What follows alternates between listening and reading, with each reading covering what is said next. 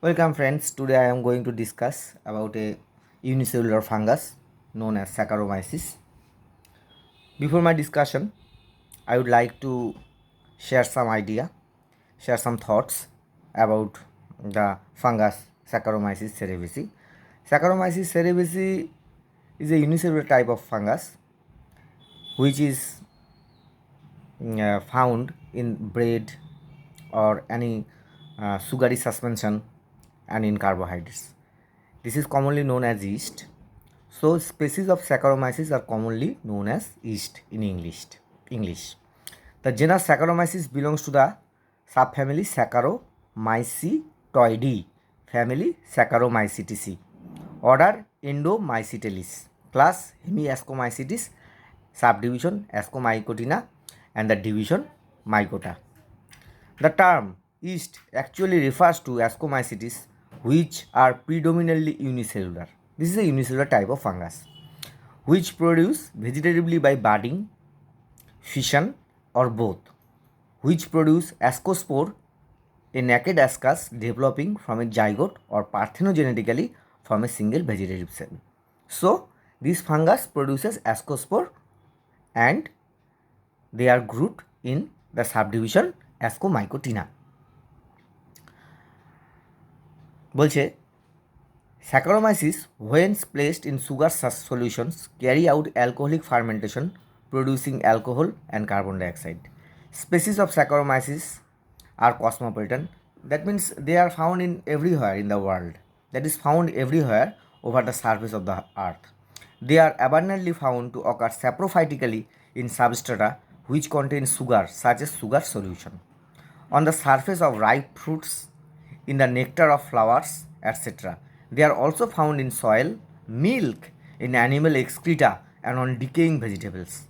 Some are found to occur as parasites in plants, animals, including man.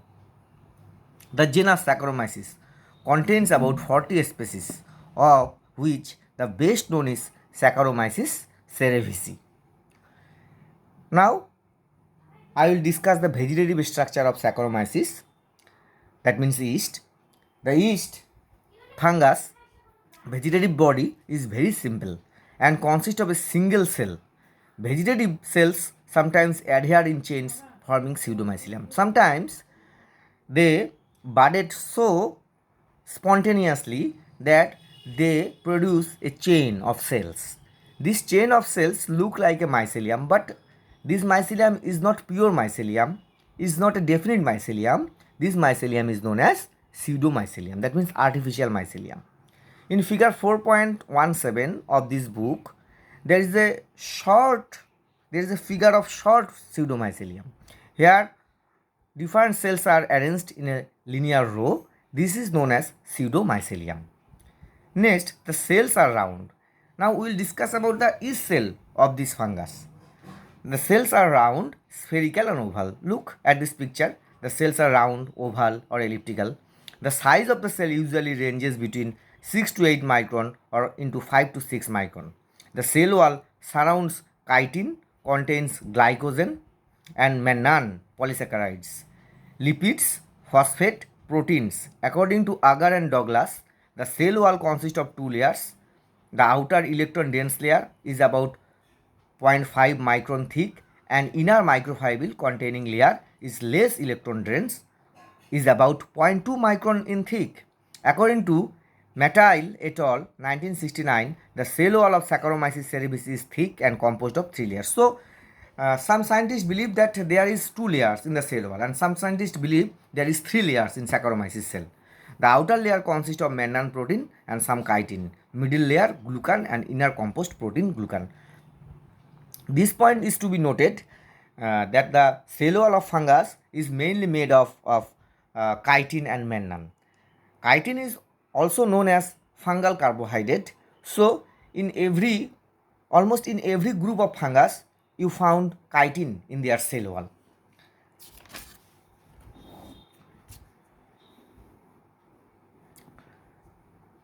Now, we will discuss about the cell structure in electron dense microscope, which is seen in electron dense microscope. Individual cells are hyaline but appear colored in colonies of artificial media. The cell wall possess circular raised bar scars at some points where bars arise. Look at this picture. There is a scar. Here is a scar, and this is known as bar scar. From this bar scar, due to the budding process, new cells are originated from this position, and there is a scar remains in the old cell, which is known as the bar scar. At certain points of the cytoplasmic membrane is invaginated. Sometimes the cytoplasmic membrane is invaginated. Here, the cell structure, the cytoplasm, that is the cytoplasm. All cells inclusions Golgi apparatus, ribosome, endoplasmic reticulum, mitochondria, lipid granules in the form of spherosomes and nucleus are present. A large well-developed centrally located vacuole present in mature Saccharomyces cerevisiae. The vacuole is surrounded by single vacuolar membrane called tonoplast. Vacuole is filled up with water, lipid granules, and polymetaphosphate. Electron microscopic studies suggest that the nucleus is distinct and surrounded by nuclear envelope composed of double unit membrane perforated by pores. The young nucleus is provided with a cup-shaped nucleolus and dome-shaped nucleoplasm at the time of budding. So, this is the structure of Saccharomyces cerevisiae cell, that is yeast cell. This is Saccharomyces cerevisiae cell, which looks like oval-shaped structure.